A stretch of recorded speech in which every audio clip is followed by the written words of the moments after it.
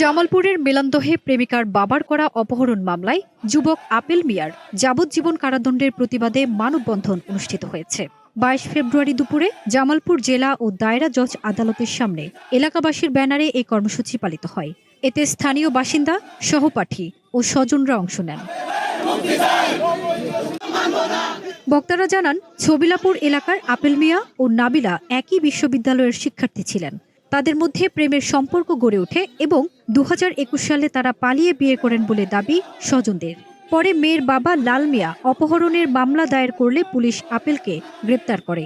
দীর্ঘ 5 বছর বিচার শেষে গত 19 ফেব্রুয়ারি আদালত তাকে যাবজ্জীবন কারাদণ্ড ও 2 লাখ টাকা জরিমানা করেন। মানববন্ধনে অংশগ্রহণকারীরা রায় প্রত্যাখ্যান করে আপেল মিয়ার মুক্তির দাবি জানান।